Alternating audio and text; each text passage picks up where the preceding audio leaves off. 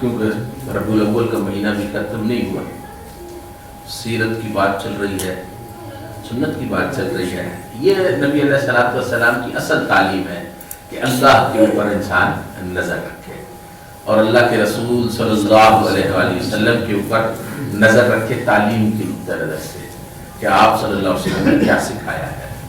تو ایک بڑی پیاری حدیث اس دن مولانا محمد اسماعیل خان صاحب نے سنائی تھی کہ وہ میری خواہش تھی کہ میں بھی سنا دوں.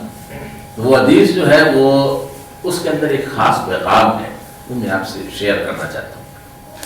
عن انس رضی اللہ تعالی عنہ قال قال لی رسول اللہ صلی اللہ علیہ وسلم یا بنی ان قدرت ان تصبح وتمسی وليس في قلبك غش لأحد فافعل.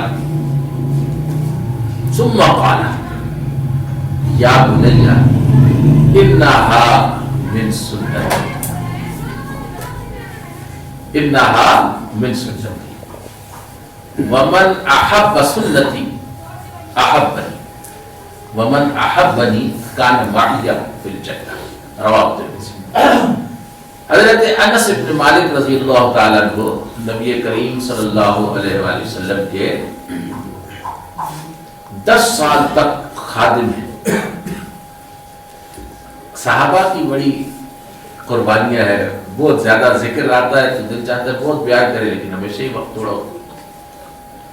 ان کی والدہ جو ہے نا، جب نبی علیہ السلام کے گھرانے میں ملنے کے لیے آئی مدینے کے اندر، آپ تشریف لے گئے. ہجرت کے بعد آپ نے اپنا حجرہ سیٹ کیا.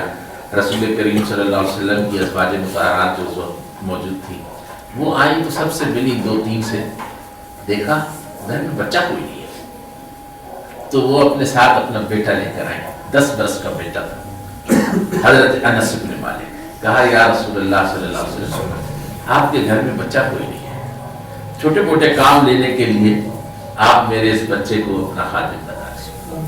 آپ صلی اللہ علیہ وسلم بہت خوش ہوئے. حضرت انس بن مالک کے سر پہ ہاتھ پھیرا، دعا دی. حضرت انس بن مالک اس دن سے لے کے اور وفات تک نبی علیہ السلام کی خدمت میں رہے. کیا خوش نصیبی ہے، کس قدر خوش نصیبی. تو بات جو ہے وہ یہ ہے کہ سیدنا انس بن مالک رضی اللہ تعالیٰ عنہ سے سینکڑوں حدیثیں مروی ہیں آپ صلی اللہ علیہ وسلم. تو آپ صلی اللہ علیہ وسلم اپنے ساتھ رہنے والوں کی تربیت کیسے کرتے تھے، اس سے یہ بھی پتہ چلتا ہے. آپ نے فرمایا کہ ایک دن حضرت انس رضی اللہ عنہ سے یا بنیا اے میرے پیارے بیٹے ان قدرت ان تصبح وتمسی وليس في قلبك غش لاحد فافعل. میرے پیارے بیٹے اگر تیرے اندر قدرت ہے، طاقت ہے اس صفت کو اختیار کرنے کی کہ تو صبح اس حال میں کرے اور شام بھی اس حال میں کرے کہ تیرے دل میں کسی کے لیے کوئی کھوٹ کھپٹ، کوئی کینہ نہ ہو، کوئی بغض نہ ہو، تو فافعل، ایسا کر لیں. ساری بخیلی دل سے نکال دیں، کسی کے حق میں بھی نہ رکھیں. پھر آپ صلی اللہ علیہ وسلم خاموش ہو گئے. پھر کچھ وقت کے بعد آپ نے دوبارہ فرمایا یا بنی انہا من سنتی.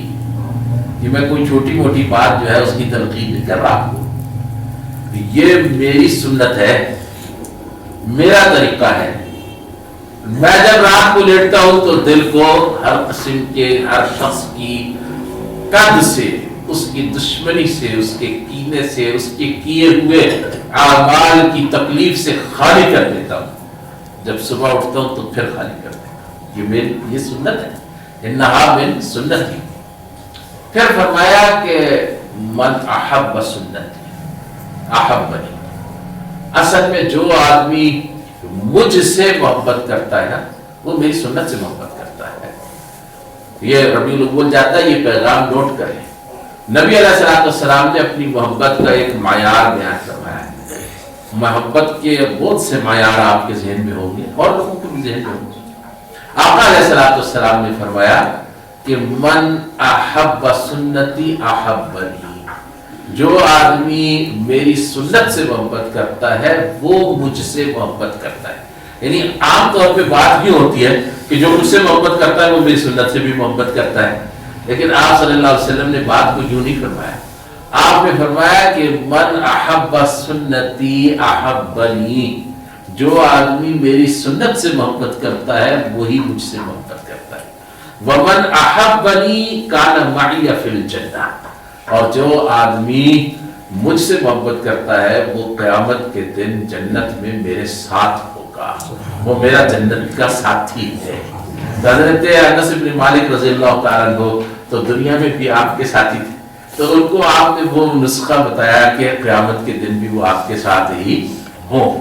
تو بات جو ہے وہ یہ ہے کہ یہی بس آج کے دن کا درس ہے، اور یہی ایک عرض ہے کہ نظر جو ہے اس کو کوشش کر کے غیر اللہ سے ہٹا دیں اور اللہ پہ جما دیں.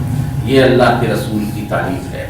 اور کوشش کر کے غیر دلوں کو، انسانوں کی جتنی بھی غلطیاں ہیں، زیادتیاں، ان سے چھوڑ کر درگزر کرتے ہوئے دلوں کو پاک کر لیں. صبح کو بھی پاک کر لیں، شام کو بھی پاک کر لیں. یہ نبی علیہ السلام کی سنت ہے. اللہ تبارک و تعالیٰ مجھے اور آپ کو اس پر عمل کرنے کی توفیق نصیب فرمائے. سبسکرائب کریں، شیئر کریں اور بیل آئیکن کو دبانا نہ بھولیں.